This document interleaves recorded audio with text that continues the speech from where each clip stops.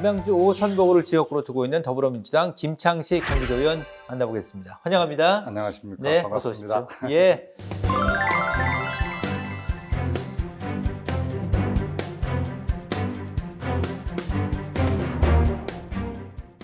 자, 저희 시작하면서 경기도민과 또 남양주 지역 구민들에게 인사 한 말씀 부탁드릴까요?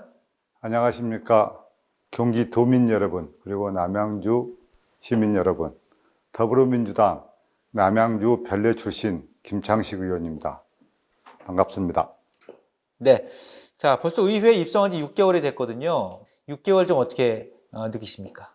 선배 동료분들한테 많이 배우고 공부하고 있습니다. 네. 그리고 또한 지역에서는 또 주민들하고 같이 계속 소통하면서 민원이 있으면 소소하게나마 듣고 같이 풀려고 노력하고 그 결과를 꼭 2, 3일 안에 답변을 드리도록 노력하고 있습니다. 그러면 네. 또 많이 또 좋아들 하시더라고요. 그렇게 하다 보니까. 예. 또 아쉬운 점이라면은 모르겠습니다. 정치를 처음 해서 짧은 연륜에서 그런지는 몰라도 또 제 힘으로 또 다 안 되는 게 있더라고요. 그래서 그런 부분은 또 지역위원장이신 김한정 의원님하고 상의도 하고 네. 그래서 제 역량이 좀 부족해서 그런지 그게 뜻대로 다 안 될 때 그런 부분이 좀 아쉽더라고요. 자, 애칭이요. 걸어다니는 민원 창고라고 합니다. 이게 어떻게 이런 애칭이 붙게 된 거죠? 제가 별내 신도시 처음에 만들어질 때부터 이제 주민들의 요청으로 이제 동네 마을에서 동네에서 봉사활동을 많이 하게 됐습니다. 네. 그래서 아파트 입주자협회 회장으로부터 시작해가지고 네. 별내 연합회 뭐 그다음에 주민자치위원도 한 10년 했고 네네. 거기에서 또 그 안에 주민자치위원장도 많이 했습니다. 그러면서 제가 성격상 주민들하고 자주 접촉하고 이렇게 소통하는 걸 좋아합니다. 네. 이제 그러다 보니까 사소한 민원들 이렇게 해결할 수 있는 것은 서로 고민해가면서 풀어나가고 하다 보니까 네. 그런 애칭이 붙어진 게 아닐까 이렇게 생각합니다. 예. 그럼 이제 민원을 받고 주민분들과 소통할 때 중요하게 생각하는 기준이 있다면 어떤 게 있을까요? 그 주민하고 같이 호흡하면서 어깨를 나란히 맞춰서 네.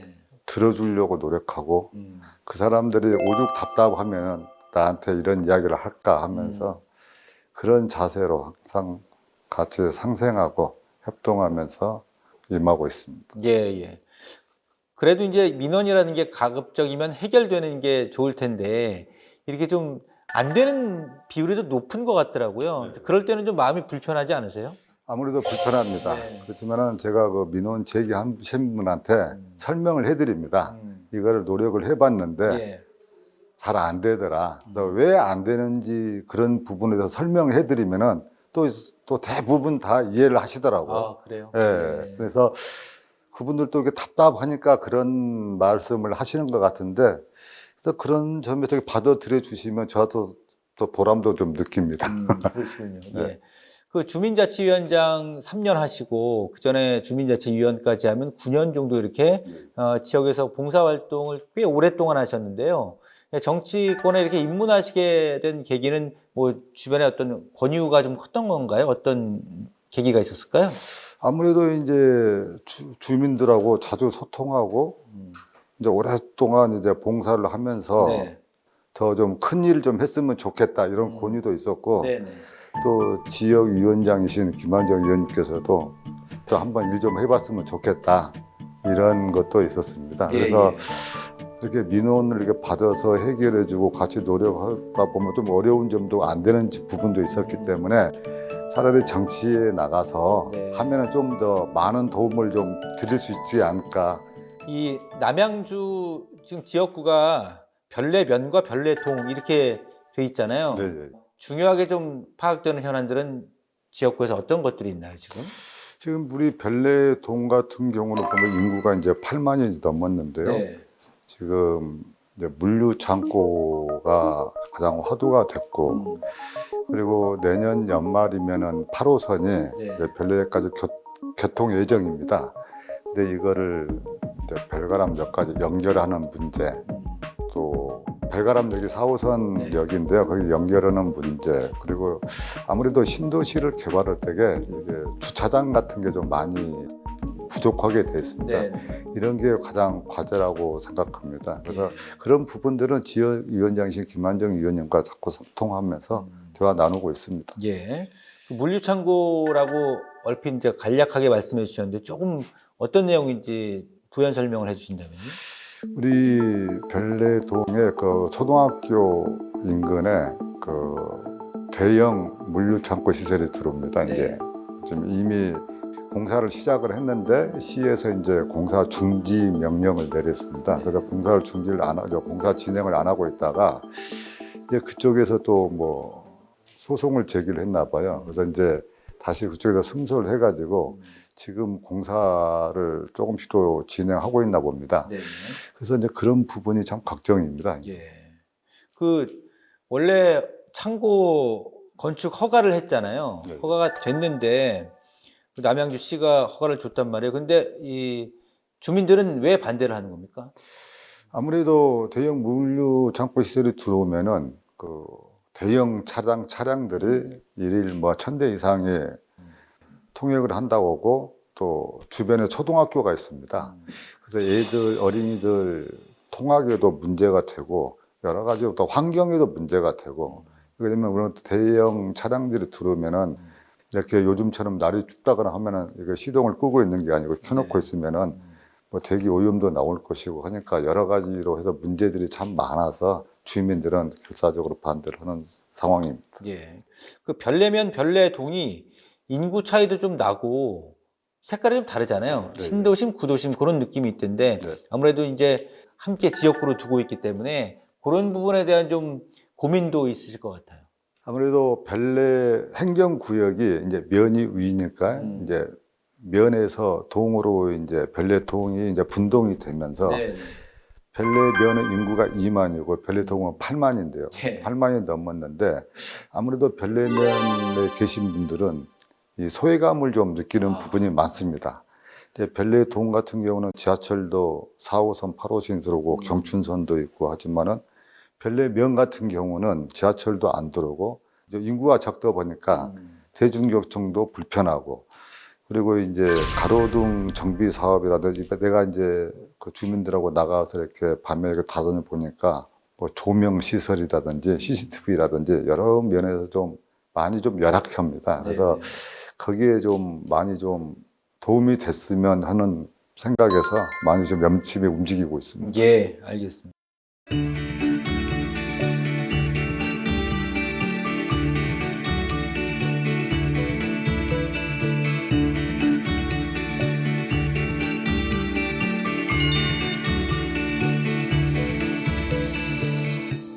그 상임위가 안전행정위원회잖아요. 네, 또 상임위 내에서는 좀 활동 6개월 동안 어떠셨고 또 향후에 좀 관심 갖고 있는 사안들은 뭐가 있을까요? 근데 요즘에 우리가 이제 전 세계적으로 기후 변화로 인해서 재해가 참 많습니다. 네. 이제 이게 뭐 태풍, 지진, 화재 언제든지 이게 사고가 날 수 있는 게 많습니다. 예. 그래서 여기에 대한 선제적인 대처도 중요하지만은 이번에 우리 경기도에서 그 소방안전 체험관 시설에 대해서 이렇게 조례 개정을 신청해 놓은 게 있습니다. 어려서부터 우리가 이제 성인들을 교육시키는 것보다는 소방소에 그 체험관을 설치를 해서 가까이에 가서 어린이들이 체험하고 네. 훈련을 하고 해서 이렇게 어려서부터 이제 장기적으로 그 학습을 시키면은 우리 어린이들이 나중에 성인이 됐을 때에 전 국민이 자연적으로 이렇게 몸에 익혀지지 않을까. 그래서 이번에 그 조례안을 개정을 했습니다. 그래서 아마 그게 되면은 소방서에 1개 이상의 체험관이 만들어지면은 뭐 요즘에 그 소방 차량도 체험 차량도 잘 나왔더라고요. 나가서 보니까요.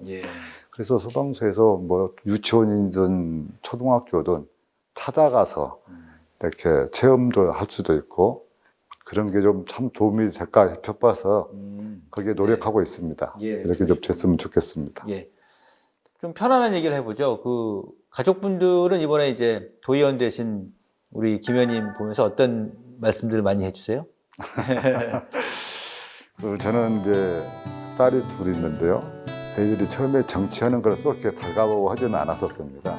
근데 이제 아무래도 이제 교사고 둘 다 교사고 하다 보니까 했는데 요즘에는 자기네도 일이 바쁘고 하니까 네. 아빠는 아빠 일 하는 게 좋겠다. 이제 그런 말을 하고 해서 이렇게 이번에 지방선거에 나오게 된 계획도 있습니다. 예, 예. 아내분께서도 이렇게 좀 든든해 하시지 않으세요? 예. 아무래도 처음에는 반대는 했지만 이제 지금은 지금은 그러지는 않습니다. 예. 그냥 당신한테 딱 맞는 직업 만난 것 같아서 좋겠다고 그러고. 그러지만 사람들하고 워낙 만나는 거를 좋아하니까. 네. 예, 근데 좀 우정 활동도 약간 좀 그게 가장 중요하지 않겠습니까? 예, 그렇습니다. 예. 그 또 곧 손녀딸 네. 돌이라고요. 좋으시겠어요? 큰딸 외손녀가 다음 달 15일이 첫 돌입니다. 네, 그렇군요. 요즘에는 뭐 손녀딸 보는 재미가 의정 활동의 피로를 풀어줄 만큼 아주 쏠쏠하시겠는데요. 근데 사실 요즘에 회기 동안에는 거의 많이 못 봤습니다. 예, 이제 눈에 막 어른거리실 텐데. 근데 뭐 잘 자라고 있다고 합니다. 예, 예. 뭐 일단 가족이 좀 평온하신 것 같아서 다행입니다. 예. 자, 이제 남은 임기 3년 6개월 동안에 이것만큼 꼭 이루고 싶다 하는 부분이 있다면 어떤 게 있을까요? 제가 이제 우리 벨레 같은 경우도 좀 현안이 좀 몇 가지가 있습니다. 네. 이제 가장 중요한 게 이제 내년 벨레역에 8호선이 개통이 되고 나면은 4호선까지 연결하는 네. 그 연결 사업. 근데 중앙역도 물론 마찬가지고 그다음에 아까 말씀드렸듯이 용암천 상류에서 벨레동을 걸쳐서 태교원으로 나가는 이런 문제, 이런 문제들을 지역위원장님과 주민들하고 잘 상의를 해서 빨리 하루빨리 추진될 수 있도록 이렇게 노력해서 이렇게 잘 됐으면 좋겠습니다. 예, 예. 자, 많은 말씀 나눠봤는데요. 앞으로 의정 활동이 많이 기대가 됩니다. 끝으로 다시 한번 남은 임기 동안 각오와 계획을 경기도민과 남양주 지역 구민들에게 한 말씀 해주시죠. 네. 우리 벨레 주민들께서 이 김창식이를 선택해 주셨습니다. 실망하지 않게 벨레면 벨레동 주민들에게 더욱더 노력하고 열심히 하겠습니다. 끝까지 관심과 응원으로 지켜봐 주십시오. 감사합니다.